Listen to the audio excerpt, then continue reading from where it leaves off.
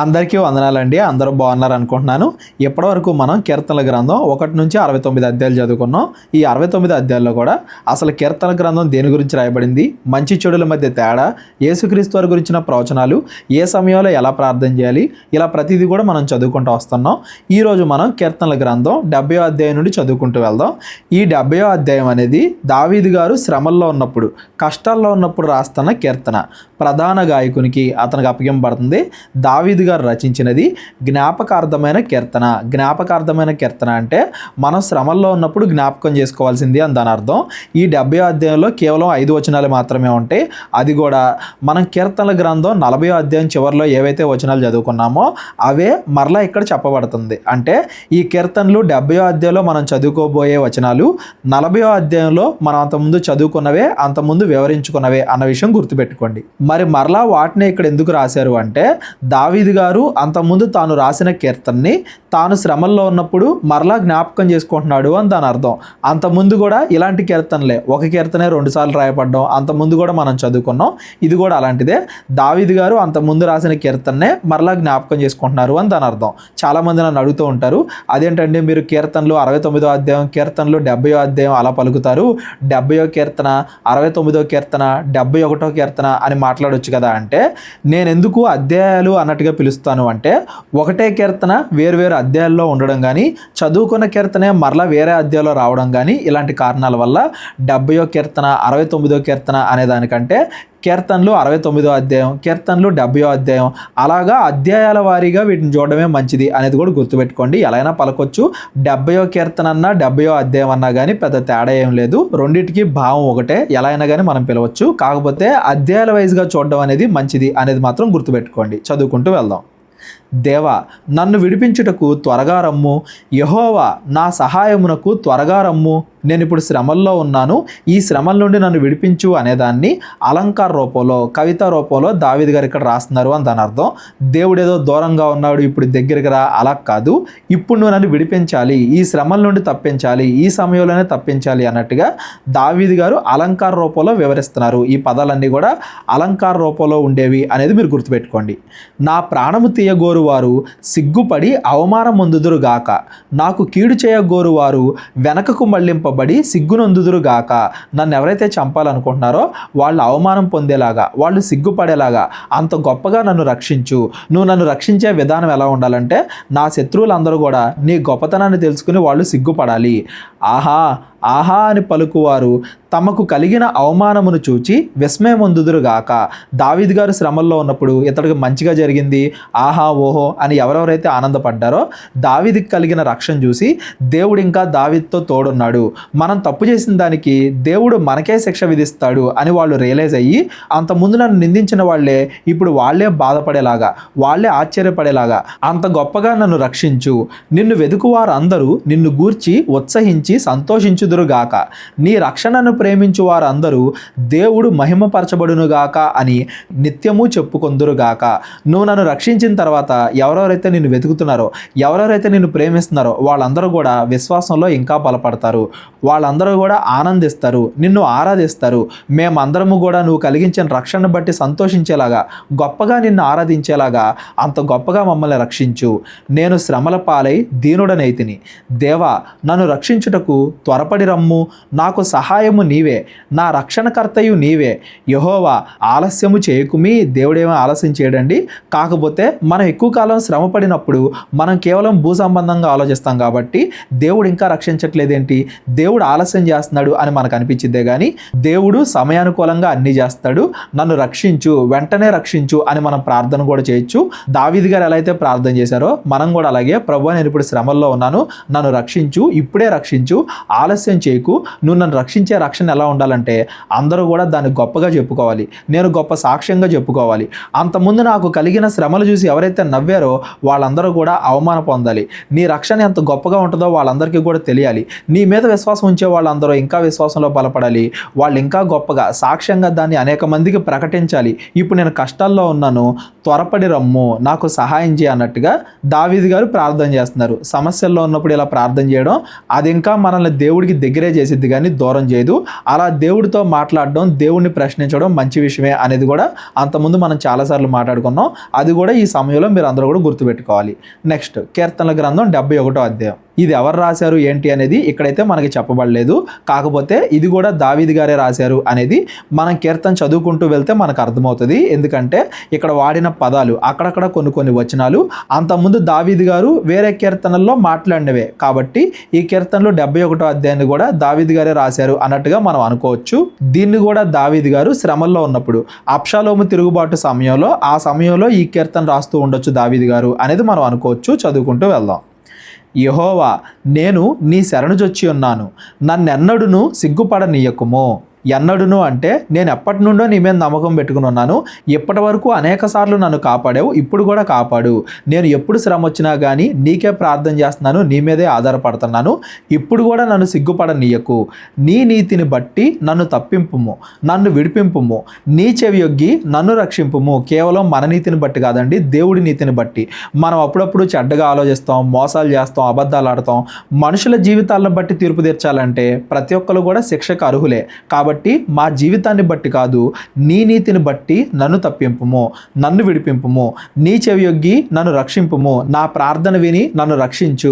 అక్కడక్కడ నేను ఎక్కడన్నా మార్గం తప్పినా కానీ, నేను పశ్చాత్తాపడ్డానో లేదో, నీ దగ్గరికి వచ్చి ప్రార్థన చేస్తున్నానో లేదో, నన్ను నేను తగ్గించుకుంటున్నానో లేదో, నేను చెడును మానుకొని మంచిగా నడవడానికి ప్రయత్నిస్తున్నానో లేదో, నా హృదయం నీకు తెలుసు కాబట్టి, నా ఆలోచనలు నీకు తెలుసు కాబట్టి, నీ నీతిని బట్టి నాకు సహాయం చేయి. నా కార్యాలు కాదు, నా హృదయాన్ని బట్టి నాకు సహాయం చేయి, నన్ను రక్షించు అన్నట్టుగా దావీదు గారు ఇక్కడ ప్రార్థన చేస్తున్నారు. నేను నిత్యము చొచ్చునట్లు నాకు ఆశ్రయ దుర్గముగా ఉండుము. నా శైలము, నా దుర్గము నీవే. నీవు నన్ను రక్షింప నిశ్చయించి ఉన్నావు. నాకు ఎప్పుడు శ్రమ కలిగితే అప్పుడు నీ దగ్గరికి వచ్చేలాగా ఒక ఆశ్రయ దుర్గంగా, నా కోటలాగా, నా రక్షణగా, నా షీల్డ్ లాగా నువ్వే ఉన్నావు. నన్ను రక్షించు. నా దేవా, భక్తిహీనుల చేతిలో నుండి నన్ను రక్షింపుము. కీడు చేయువారి పట్టులో నుండి, బలాత్కారుని పట్టులో నుండి నన్ను విడిపింపుము. నన్ను ఎవరైతే చంపాలని చూస్తున్నారో వాళ్ళందరూ కూడా భక్తిహీనులు. దేవుడు చూస్తున్నాడు, దేవుడు తీర్పు తీరుస్తాడు ఇలాంటి భయం లేకుండా వాళ్ళు ఇంకా పాపాలు చేస్తున్నారు, కీడు చేస్తున్నారు, నన్ను మోసం చేస్తున్నారు, చంపాలని చూస్తున్నారు. కాబట్టి వాళ్ళందరి నుండి కూడా నన్ను రక్షించు. నా ప్రభువా యెహోవా, నా నిరీక్షణకు ఆస్పాదము నీవే. బాల్యము నుండి నా ఆశ్రయము నీవే. నిరీక్షణకి ఆస్పాదము అంటే ఎప్పుడు నాకు ఏ శ్రమ వచ్చినా కానీ నేను ఆశ్రయించే దేవుడినే, నన్ను కాపాడేవాడు దేవుడే. చిన్నప్పటి నుండి కూడా దేవుడు నాకు ఎన్ని మేలులు చేశాడు అనేదాన్ని దావీదు గారు ఇక్కడ జ్ఞాపకం చేసుకుంటున్నారు. బాల్యము నుండి, నా చిన్నతనం నుండి కూడా నన్ను రక్షిస్తా వచ్చిన వాడివి నీవే. మొదట్లోనేమో నేను శ్రమల్లో ఉన్నాను, నన్ను విడిపించు అన్నట్టుగా ప్రార్థన చేశారు. ఇప్పుడేమో అంతకుముందు ఎన్నిసార్లు దేవుడు రక్షించాడు అనేదాన్ని జ్ఞాపకం చేసుకుంటున్నారు. ఎందుకంటే ఎప్పుడైనా కానీ మనం శ్రమల్లో ఉన్నప్పుడు అంతకుముందు దేవుడు మనల్ని ఎలా రక్షించాడో, ఎంత పెద్ద సమస్యల నుండి రక్షించాడో, చిన్నప్పటి నుండి మనల్ని రక్షిస్తానే ఎలా ఉన్నాడో ఇవన్నీ కూడా జ్ఞాపకం చేసుకుంటే ఇప్పుడు మనం ఎదుర్కొంటున్న సమస్యలను కూడా దేవుడు ఖచ్చితంగా తొలగిస్తాడు. ఇప్పుడు మనం ఏ సమస్యల్లో అయితే ఉన్నామో వాటిని ఎదుర్కోవడానికి కూడా దేవుడి దగ్గర నుండి ధైర్యం వచ్చింది. కాబట్టి సమస్యల్లో ఉన్నప్పుడు అంతకుముందు దేవుడు చేసిన మేలులు జ్ఞాపకం చేసుకోవడం అనేది అతి ముఖ్యమైన విషయం అనేది కూడా మనం గుర్తుపెట్టుకోవాలి.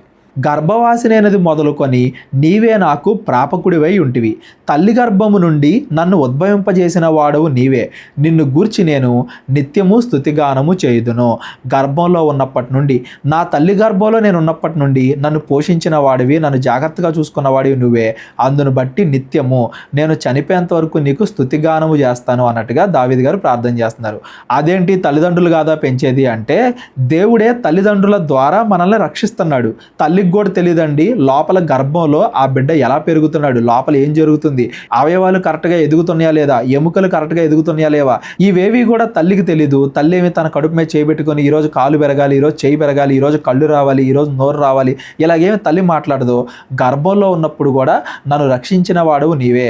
తల్లిదండ్రులని తక్కువ చేయట్లేదండి, తల్లిదండ్రుల్ని సన్మానించాలి అని దేవుడు చెప్పిన పదాజ్ఞల్లో, మనిషికి ఇచ్చిన ఆజ్ఞల్లో ముఖ్యమైన ఆజ్ఞ నీ తల్లిదండ్రుల్ని సన్మానింపు అనేది. తల్లిదండ్రుల్ని తక్కువ చేయట్లేదే కానీ ఆ తల్లిదండ్రులకి మనం పుట్టాము అన్నా, తల్లి గర్భంలో మనం మంచిగా పెరిగాము అన్నా అది దేవుడి దగ్గరుండి చూసుకోవడం వల్లే. దేవుడే మన తల్లిదండ్రుల ద్వారా మనల్ని రక్షిస్తున్నాడు అనేది కూడా మనం గుర్తించాలి. దావీదు గారు దాన్ని గుర్తు చేసుకుని దేవునికి కృతజ్ఞతలు చెల్లిస్తున్నాడు. నేను అనేకులకు ఒక వింతగా ఉన్నాను, అయినను నాకు బలమైన ఆశ్రయము నీవే.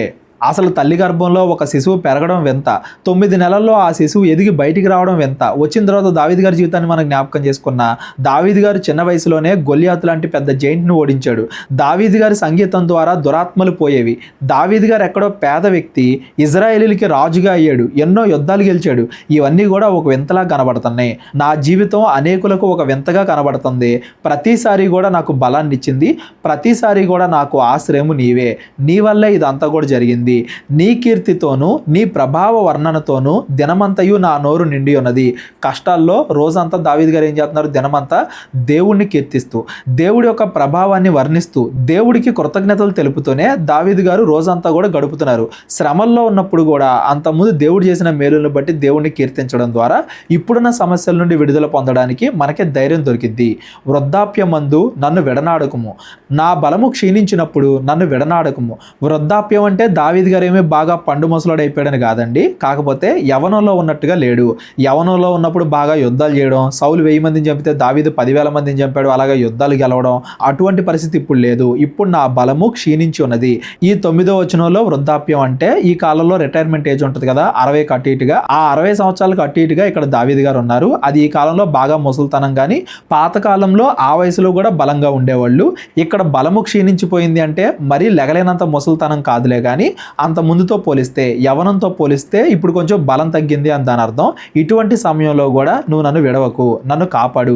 ఇప్పటిదాకా నన్ను కాపాడుకుంటానే వచ్చావు. ఇన్ని సంవత్సరాలు నా యవనం పోయి వృద్ధాప్య దశలోకి నేను ఎంటర్ అవుతున్నాను. ఈ సమయంలో కూడా నువ్వు నన్ను కాపాడు. ఇప్పుడు కూడా నాకు తోడుగా ఉండు. నా శత్రువులు నన్ను గూర్చి మాట్లాడుకొనుచున్నారు. నా ప్రాణము కొరకు పొంచి ఉన్నవారు కూడి ఆలోచన చేయుచున్నారు. అందరూ కూడా కలిసి, ఎవరో ఒకరిద్దరు కాదు, అంతకుముందు కీర్తనలు కూడా మనం చదువుకున్నాం, కొన్ని వేల మంది నన్ను చంపాలని ప్రయత్నిస్తున్నారు. నన్ను ఎలా చంపాలా అని వాళ్ళు ప్రణాళికలు వేస్తున్నారు, ఆలోచిస్తున్నారు. నన్ను కాపాడు, నువ్వు మాత్రమే నన్ను కాపాడగలవు. దేవుడు వానిని విడిచెను, తప్పించుకొని వారెవరూ లేరు, వారిని తరిమి పట్టుకొనుడి అని వారు అనుకొనుచున్నారు. నువ్వు నాకు తోడు లేవేమో, అందుకే ఇప్పుడు నేను శ్రమలు పడుతున్నానేమో. దేవుడు నన్ను విడిచిపోయాడు అనుకుని వాళ్ళు నన్ను చంపాలని ప్రయత్నం చేస్తున్నారు. నువ్వు నన్ను రక్షించడం ద్వారా దేవుడు ఇంకా నాతోనే ఉన్నాడు, దేవుడు ఇంకా నాకు సహాయకుడిగా ఉన్నాడు అనేది వాళ్ళకి నిరూపించు అన్నట్టుగా దావీదు గారు ఇక్కడ ప్రార్థన చేస్తున్నారు. ఇలాంటి వచనాలనే అంతకుముందు మనం చాలా కీర్తనలో చదువుకున్నాం. దావీదు గారు పదే పదే ఇలా ప్రార్థన చేస్తున్నారంటే దావీదు గారు కష్టాల్లో ఉన్నప్పుడు, ఈ కష్టాలు ఎందుకు వచ్చాయంటే దావీదు తప్పు చేసి ఉంటాడు, అందుకే దేవుడు దావీదుకి దూరం అయిపోయాడు, ఇప్పుడు మనం ఏదైనా చేయొచ్చు అన్నట్టుగా దావీదుని ఆ సమయంలో చాలా మంది నిందిస్తున్నారు అని దాని అర్థం. మనం కూడా ఏదైనా శ్రమల్లో ఉన్నప్పుడు మీరు ఏదో తప్పు చేసి ఉంటారు, అందుకే దేవుడు మిమ్మల్ని ఆశీర్వదించట్లేదు, మీ దేవుడు ఏం చేస్తున్నారు, మీరు సరిగ్గా విశ్వాసం చూపించట్లేదేమో అన్నట్టుగా మనల్ని కూడా నిందించే వాళ్ళు ఉంటారు కదా. అటువంటి పరిస్థితుల్లోనే దావీదు ఉన్నారు. ఇంకా కఠినమైన పరిస్థితుల్లో ఉన్నాడు అనేది మనం అర్థం చేసుకోవాలి. మనల్ని కూడా అలా ఎవరైనా నిందిస్తున్నప్పుడు మనం ఎలా ప్రార్థన చేయాలి దేవుడికి అనేది దావీదు గారిని చూసి నేర్చుకోవాలి. ప్రభువా, నా శత్రువులందరూ నన్ను బట్టి సంతోషించకుండా నువ్వు ఇంకా నాకు తోడున్నావు అని అందరికీ కూడా తెలిసేలాగా నన్ను రక్షించు, ఈ శ్రమల నుండి నన్ను తొలగించు అన్నట్టుగా మనం ప్రార్థన చేయొచ్చు అనేది ఈ కీర్తన నుండి మనం గమనించాలి. దేవా, నాకు దూరముగా ఉండకుము, నా దేవా నా సహాయమునకు త్వరపడి రమ్ము. పైన చదువుకున్నాం కదా 70వ అధ్యాయంలో, అటువంటి వచనాలు ఏవి కూడా. నాకు సహాయం చేయి ఇప్పుడు, నా ప్రాణ విరోధులు సిగ్గుపడి నశించుదురుగాక, నాకు కీడు చేయ జూచువారు నిందపాలై మానభంగము నొందుదురుగాక. మానభంగం అంటే నిజంగా మానభంగం కాదండి, అలంకార రూపంలో, కవిత రూపంలో వాళ్ళు నాశనం అవ్వాలి, వాళ్ళు చేసిన చెడ్డ పనులకు గాను వాళ్ళకే తీర్పు తీర్చు అనేదాన్ని దావీదు గారు ఇలా వర్ణిస్తున్నారు అని దాని అర్థం. అంతేగాని అక్షరానుసారంగాని కాదు. నేను ఎల్లప్పుడూ నిరీక్షింతును, నేను మరి ఎక్కువగా నిన్ను కీర్తింతును. చాలామంది ఏం చేస్తారంటే అన్నీ బాగానే ఉన్నప్పుడు దేవుడికి ప్రార్థన చేస్తారు, ఏదైనా శ్రమలు వచ్చినప్పుడు మాత్రం ప్రార్థన తగ్గించేస్తారు. నిజానికి శ్రమల్లో ఉన్నప్పుడే మనం ఇంకా ఎక్కువగా దేవుడికి ప్రార్థన చేయాలి, ఇంకా ఎక్కువగా దేవుడిని స్తుతించాలి. కష్టాలు వచ్చినప్పుడు మనం ఇంకా దేవుడికి దగ్గర అవ్వాలి అనేది కూడా మనం గమనించాలి. నీ నీతిని, నీ రక్షణను నా నోరు దినమెల్లా వివరించును. అవి నాకు ఎన్నశక్యములు కావు. నా దినమెల్లా, రోజంతా కూడా నీ గురించే నేను ప్రకటిస్తాను, నీ గురించి అందరికీ తెలియజేస్తాను. ప్రభు అయిన యెహోవా యొక్క బలవత్కార్యములను బట్టి నేను వర్ణింప మొదలు పెట్టెదను. నీ నీతిని మాత్రమే నేను వర్ణించదను. లోకంలో ఉన్న పెట్ట కథలు, కలిపి చెరిపేడు వాక్యాలు అలా కలిపి చెరపకుండా వాక్యాన్ని కేవలం నీ నీతి గురించి మాత్రమే. నువ్వెంత గొప్పవాడివి, మేము ఎలా గుర్తించాలి, నిన్ను ఎలా బతకాలి, నీ గురించి మాత్రమే నేను వివరిస్తాను. నా నోరు అలాగా సువార్త ప్రకటించిద్ది, నాకు సహాయం చేయి అన్నట్టుగా దావీదు గారు ఇక్కడ ప్రార్థన చేస్తున్నారు. దేవా, బాల్యము నుండి నీవు నాకు బోధించుచూ వచ్చితివి, ఎంతవరకు నీ ఆశ్చర్య కార్యములు నేను తెలుపుచూనే వచ్చి తిని. చిన్నప్పటి నుండి కూడా నువ్వు నన్ను రక్షిస్తున్నావు, చిన్నప్పటి నుండి కూడా నీ లక్షణాలు నాకు తెలియజేస్తున్నావు. నువ్వు నన్ను రక్షించిన ప్రతిసారి, నువ్వు ఎంత గొప్పవాడివో నేను తెలుసుకున్న ప్రతిసారి నా చుట్టుపక్కల వాళ్ళందరికీ కూడా నీ గురించే నేను తెలుపుతూ వచ్చాను, నీ గురించే నేను ప్రకటిస్తూ వచ్చాను. ఇప్పుడు కూడా ఈ సమస్య నుండి నువ్వు నన్ను రక్షిస్తావు, దీన్ని బట్టి కూడా నేను ఇంకా స్తుతిస్తాను, దీన్ని కూడా అనేక మందికి ప్రకటిస్తాను, నన్ను రక్షించు అన్నట్టుగా దావీదు గారు ఇక్కడ ప్రార్థన చేస్తున్నారు. మనల్ని కూడా దేవుడు అనేక సార్లు రక్షించుంటాడు, మనకు కూడా దేవుడు అనేక రకాలైన మేలులు చేసి ఉంటాడు. మరి మనం దేవుడికి అలాగా కృతజ్ఞత తెలుపుతున్నామా? కృతజ్ఞత తెలపడం అంటే మన నోటితో మనం సువార్త ప్రకటించడం, అనేక మందికి దేవుడి గురించి మన నోటితో మనం తెలియజేయడం. ఇక్కడ దావీదు గారు ఎలా అయితే కృతజ్ఞత తెలిపారో మనం కూడా అలా తెలపాలి అనేది మనం గుర్తుపెట్టుకోవాలి. దేవా, వచ్చు తరమునకు నీ బాహుబలమును గూర్చియు పుట్టబోవు వారందరికీ నీ శౌర్యమును గూర్చియు నేను తెలియజెప్పునట్లు తలనెరసి వృద్ధుడనై ఉండు వరకు నన్ను విడువకుము. పైన చెప్పిన వృద్ధాప్యమేమో కొంతవరకే, 60 సంవత్సరాల వరకే. ఇక్కడ ఏదైతే వృద్ధాప్యం తలనెరిసి వృద్ధుడనై ఉండు అంటే నేను చనిపోయేంత వరకు, నేను బాగా పండు ముసలి అంటారు కదా, తలనెరిసి వృద్ధుడై చనిపోయేంత వరకు కూడా నీ గురించి అందరికీ ప్రకటించడానికి, నువ్వు ఎంత బలవంతుడివో నీ బాహుబలం గురించి తర్వాత పుట్టబోయే తరాలకి అందరికీ కూడా నేను సువార్త ప్రకటిస్తాను. అప్పటి వరకు నాకు ఆయుష్ ఇవ్వు, ఇప్పుడు నేను చనిపోకుండా ఈ శ్రమల నుండి నన్ను రక్షించు అన్నట్టుగా దావీదు గారు ప్రార్థన చేస్తున్నారు. ముసలితనంలో ఉన్న వాళ్ళు చాలా అనుభవంతో ఉంటారు కాబట్టి వాళ్ళు సువార్త ప్రకటించడం అనేది ఇంకా చాలా ముఖ్యమైన విషయం. అనుభవం కలిగిన వాళ్ళు సువార్త ప్రకటిస్తే అది ఎంతో మందికి మేలుగా ఉంటుంది. తర్వాత వచ్చే తరాల వాళ్ళు వాళ్ళ నుండి ఎన్నో నేర్చుకుంటారు. రిటైర్ అయిపోయిన తర్వాత కేవలం ఇంట్లో ఉండడం, మనకి మనమే వాక్యం చదువుకోవడం అలా కాదండి, మనం వేరే వాళ్ళకి ప్రకటించాలి. ఎవరెవరైతే రిటైర్ అయిపోయిన వాళ్ళు ఉంటారో, 60 కన్నా ఎక్కువ వయసు ఉన్న వాళ్ళు, వాళ్ళందరూ కూడా వాళ్ళ అనుభవాన్ని బట్టి అనేక మందికి సువార్త ప్రకటించాలి. తర్వాత తరాల వాళ్ళు దేవుణ్ణి తెలుసుకునేలాగా వాళ్ళు దేవుడి యొక్క గొప్ప కార్యాలను వివరించాలి అనేది కూడా ఈ మాటలను బట్టి మనం గమనించాలి. దేవా, నీ నీతి మహా ఆకాశమంత ఉన్నతమైనది, గొప్ప కార్యములు చేసిన దేవా, నీతో సాటి అయిన వాడెవడు? ఎప్పటి వరకు ఎన్నో గొప్ప కార్యాలు చేసావు, ఎన్నో రకాలుగా మమ్మల్ని రక్షించవు, ఇప్పుడు కూడా మమ్మల్ని రక్షించు, ఈ సమస్య నుండి కూడా మమ్మల్ని రక్షించు. అనేకమైన కఠిన బాధలను మాకు కలగజేసిన వాడా, నీవు మరలా మమ్మను బ్రతికించదవు, భూమి యొక్క అగాధ స్థలముల్లో నుండి నీవు మరలా మమ్మల్ని లేవనెత్తెదవు. ఈరోజు మాకు కష్టాలు వచ్చాయంటే, ఈరోజు మాకు బాధలు వచ్చాయంటే అవన్నీ కూడా నువ్వు అవకాశం ఇవ్వబట్టే, మా శత్రువులకి నువ్వు అవకాశం ఇవ్వబట్టే వాళ్ళు ఇప్పుడు మమ్మల్ని శ్రమ పెడుతున్నారు. ఇవి నువ్వే కలగజేసావు. మేమేదో మార్చుకోవాలనో, మేమేదో నేర్చుకోవాలనో, మేము నీకు ఇంకా దగ్గర అవ్వాలనో, ఏ కారణం వల్ల నువ్వు మాకు ఈ శ్రమలు పెట్టావో మాకు తెలియజేయి. మేము మంచిగా నడుచుకుంటాం, పాపానికి దూరంగా ఉంటాం, మేము నీ చిత్తానుసారంగా బ్రతికితే నువ్వు మరలా మమ్మల్ని రక్షిస్తావు. మేము ఎంత శ్రమల్లోకి వెళ్ళిపోయినా కానీ మరలా మమ్మల్ని లేవనెత్తుతావు, నువ్వే మమ్మల్ని రక్షిస్తావు అనే నమ్మకం మాకుంది, ఆ విశ్వాసం మాకుంది. మాకు కష్టాలు కలిగించిన అందులో నుండి విడిపింపగలవాడు నువ్వే అని మాకు పూర్తి నమ్మకం ఉంది అన్నట్టుగా దావీదు గారు ఇక్కడ ప్రార్థన చేస్తున్నారు. నా గొప్పతనమును వృద్ధి చేయుము, నా తట్టుమరలి నాకు నెమ్మది కలగజేయుము. నా దేవా, నేను కూడా నీ సత్యమును బట్టి స్వరమండల వాద్యముతో నిన్ను స్తుతించెదను. ఇజ్రాయేలు పరిశుద్ధ దేవ, సితారతో నిన్ను కీర్తించదను. ప్రభువా, ఇప్పుడు నన్ను రక్షించు, నన్ను రక్షించినందుకు గాను నేను నీకు కృతజ్ఞతలు తెలియజేస్తాను. శ్రమల్లో ఉన్నప్పుడు కూడా కృతజ్ఞతలు తెలియజేస్తున్నాడు దావీదు గారు.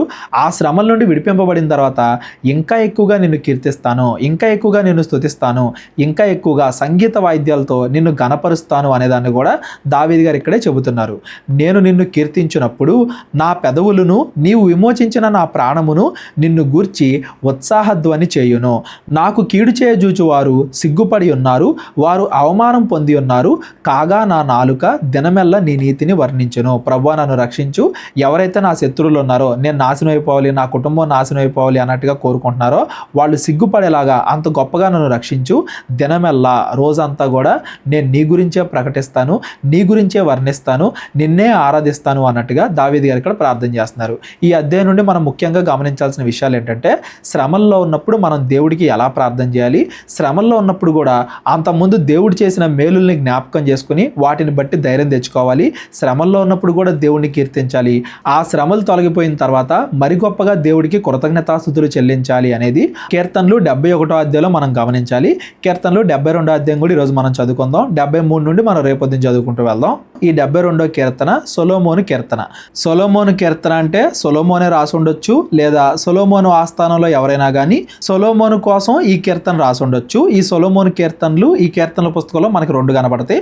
ఒకటేమో ఈ కీర్తనలు 72వ అధ్యాయం, రెండోది 127వ అధ్యాయం. ప్రస్తుతానికి ఈ 72వ అధ్యాయాన్ని చదువుకుంటూ వెళ్దాం. దేవా, రాజునకు నీ న్యాయ విధులను, రాజకుమారునికి నీ నీతిని తెలియజేయము. ఇక్కడ రాజకుమారుడు అంటే సొలొమోను. దేవుడా, నాకు నీ న్యాయ విధుల్ని, నీ నీతిని తెలియజేయి. దాన్ని బట్టి నేను అందరినీ కూడా మంచిగా పరిపాలించేలాగా, నీ నీతి న్యాయాలతో నడుచుకునేలాగా, రాజ్యాన్ని మంచిగా చూసుకునేలాగా నాకు సహాయం చేయి అనేది ఈ కీర్తన 72వ అధ్యాయం యొక్క భావం. ఈ 72వ కీర్తన మొత్తం నేను మంచిగా రాజ్యాన్ని పరిపాలించేలాగా, మంచి రాజుగా ఉండేలాగా, నా రాజ్యం మంచిగా ఉండేలాగా నాకు సహాయం చేయి అని సొలొమోను గారు దేవుణ్ణి అడిగే ప్రార్థన. సొలొమోనులో ఈ వచనాలన్నీ కూడా కొంతవరకే నెరవేరతాయి. కానీ యేసుక్రీస్తులో, నిజమైన శాశ్వతమైన రాజు అయిన యేసుక్రీస్తులో ఈ అధ్యాయం మొత్తం కూడా పరిపూర్ణంగా, సంపూర్ణంగా నెరవేరుతుంది అనేది కూడా మనం గమనించాలి. కీర్తనలు మొదటి అధ్యాయం నుండి నేను చెప్తానే వస్తున్నాను. ఈ కీర్తనలన్నీ కూడా పాత నిబంధన మొత్తం కూడా యేసుక్రీస్తు వారి జీవితంలో పరిపూర్ణం అవుతుంది అని. అదేలాగా ఏంటి అనేది కూడా కింద చదువుకుంటూ వెళ్దాం. ప్రస్తుతానికి సొలొమోను గారు, నా రాజ్యాన్ని మంచిగా చూసుకునేలాగా నాకు నీతి న్యాయాలు తెలియజేయి. నీతిని బట్టి నీ ప్రజలకు, న్యాయ విధులను బట్టి శ్రమ పొందిన నీ వారికిని అతడు న్యాయము తీర్చును.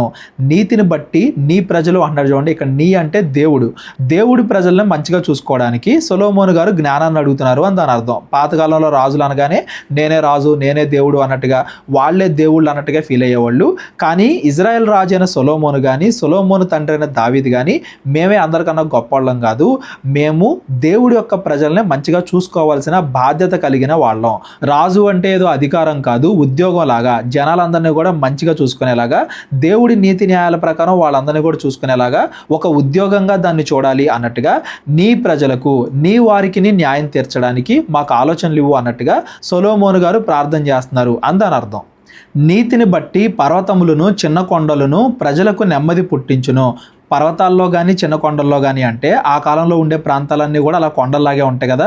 ప్రజలకు నెమ్మది పుట్టించును అంటే భూమి మంచిగా పంటలు పండించాలి అన్నా, మంచిగా సకాలంలో వర్షాలు పడాలన్నా, ప్రజలందరూ కూడా మంచిగా ఉండాలి అంటే మేము నీతి న్యాయాలతో నడుచుకుంటేనే నువ్వు మమ్మల్ని మంచిగా కాపాడుతావు, కాబట్టి మేము నీ నీతి ప్రకారంగా ఎలా నడుచుకోవాలో మాకు నేర్పించు అన్నట్టుగా ఇక్కడ సొలొమోను గారు ప్రార్థన చేస్తున్నారు. సకాలంలో పంటలు పండుతాయి, సకాలంలో వర్షాలు పడతాయి, ఆజ్ఞలు పాటిస్తే మంచిగా చూసుకుంటాడు అనేదాన్ని శరీర ప్రకారంగా దేవుడు పాత నిబంధనలో చూపించాడు. కొత్త నిబంధనలో యేసుక్రీస్తు ద్వారా, యేసుక్రీస్తు వారు చెప్పిన మాటల ప్రకారంగా మనం నడుచుకుంటే పరలోకంలో సంతోషంగా ఉంటాం, శాశ్వత కాలం సంతోషంగా ఉంటాం అనేదాన్ని కొత్త నిబంధనలో దేవుడు మనకి వివరించాడు. పాత నిబంధన అంతా కూడా ఛాయ కదా, నీడ కదా.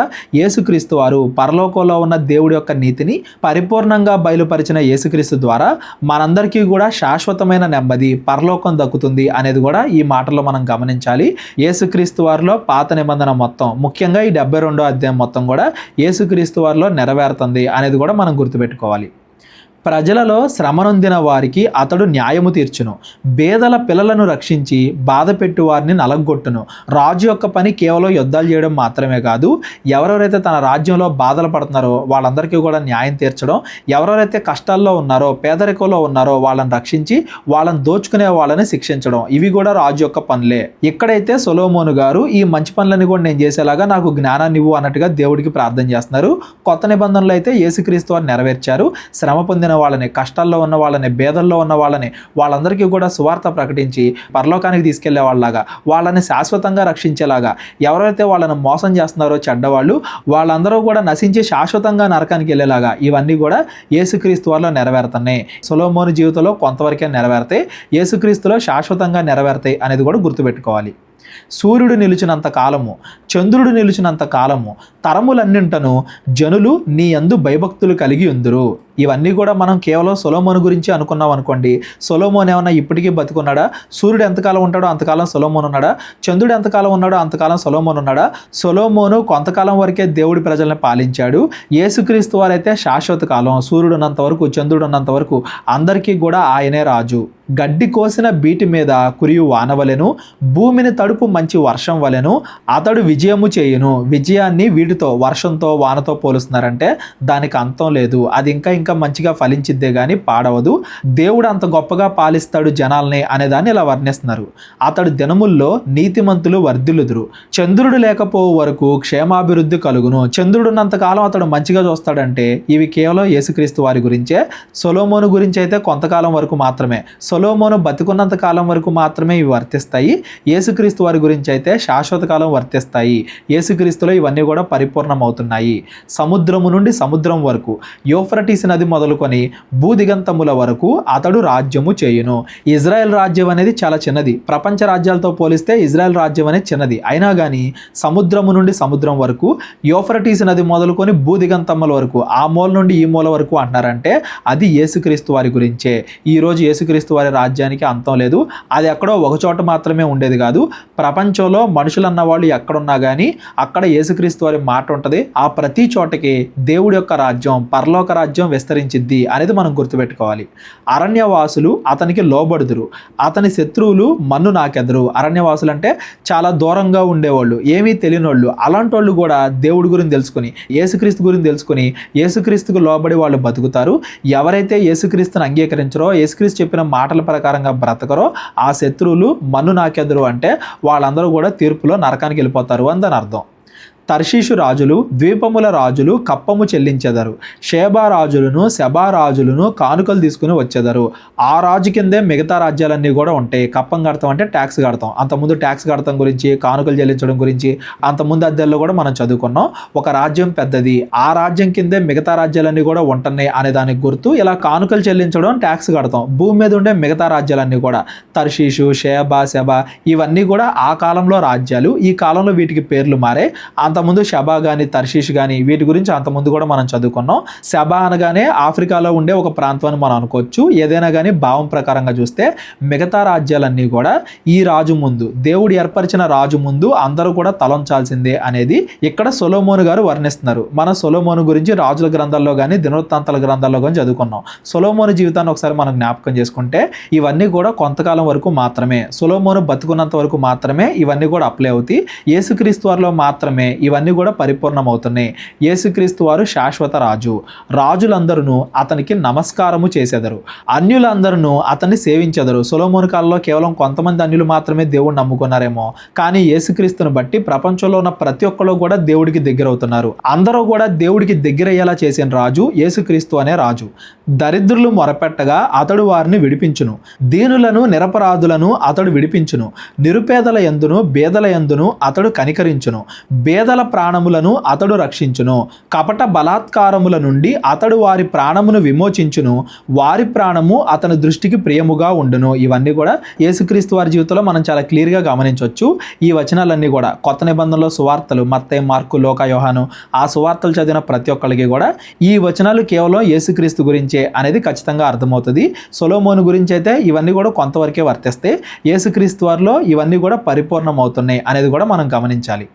అతడు చిరంజీవి అగును, షేబా బంగారము అతనికి ఇయ్యబడును. చిరంజీవి అంటే ఎప్పటికీ ఉండేవాడు. షేబా బంగారం అతనికి ఇయ్యబడును అంటే మిగతా రాజ్యాలు. షేబా రాజ్యాన్ని ఒక ఉదాహరణగా తీసుకుని చెప్తున్నారు. మిగతా రాజ్యాలన్నీ కూడా ఆయన ముందు మోకరిల్లుతాయి, ఆయనకే కానుకలు అర్పిస్తాయి.